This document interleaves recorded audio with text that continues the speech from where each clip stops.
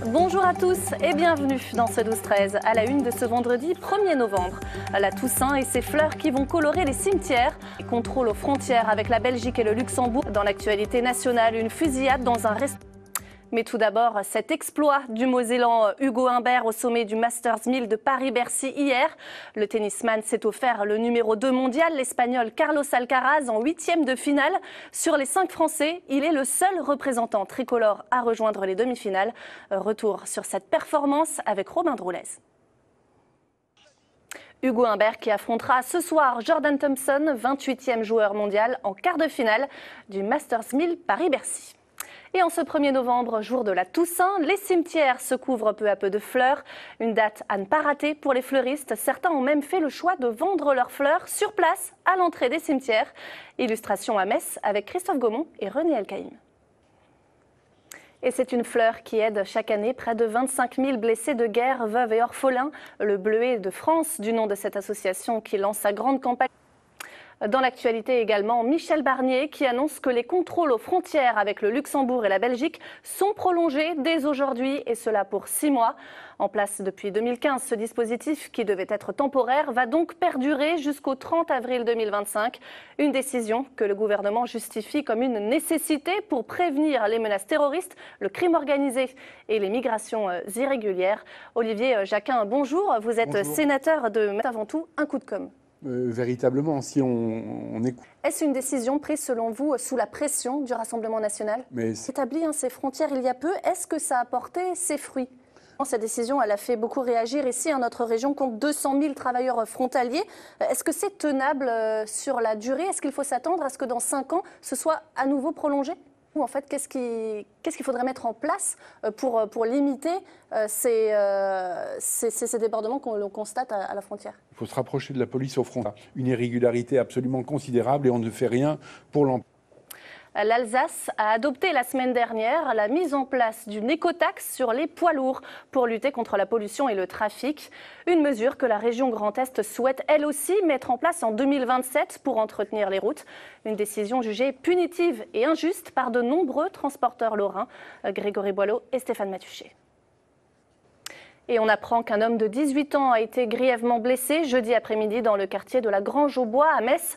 Il a reçu plusieurs coups de couteau alors qu'il était descendu de voiture pour discuter avec un piéton sur le trottoir. Un échange qui aurait dégénéré.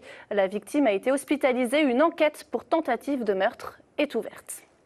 Le squelette retrouvé ce dimanche à Verdun est bien celui de Chantal Catan, cette femme de 70 ans qui avait disparu en avril dernier.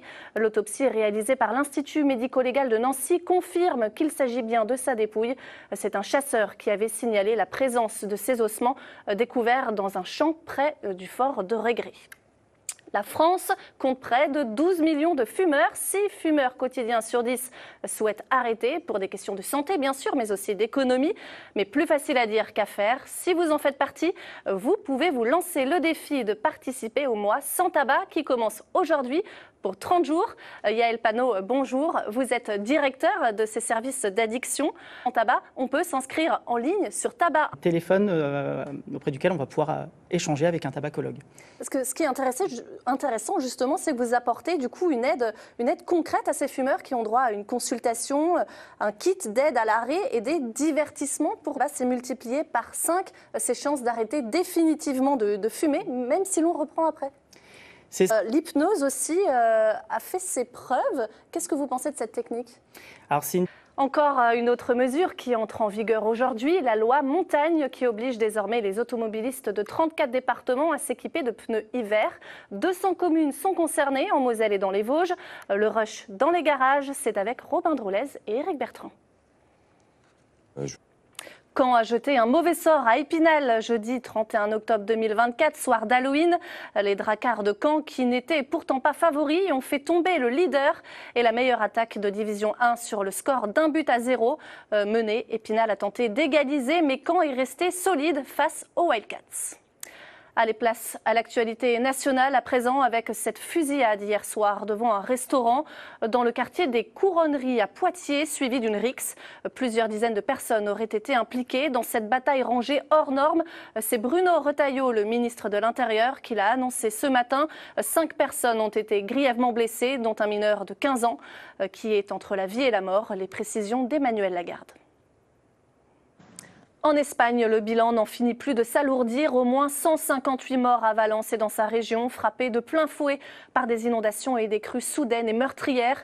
Les recherches se poursuivent pour retrouver des dizaines et des dizaines de disparus. L'Espagne est sous le choc et le pays redoute une nouvelle catastrophe en Andalousie qui est en alerte rouge. On fait le point sur la situation à Valence et dans sa banlieue avec Camille Novak depuis Peporta. En Espagne, toujours à Valence et dans sa périphérie, c'est un paysage de désolation. Certains villages sont encore coupés du monde. Les sinistrés doivent faire face aux dégâts, des dégâts vraiment très impressionnants. Les moyens manquent, il faut rétablir l'eau, l'électricité et se reloger. La solidarité se met en place entre les sinistrés. Les explications sur place, c'est avec Marthe Dolphin. Focus à présent sur un phénomène qui prend de l'ampleur. Les colis en provenance de la Chine sont de plus en plus nombreux dans les boîtes aux lettres de l'Hexagone.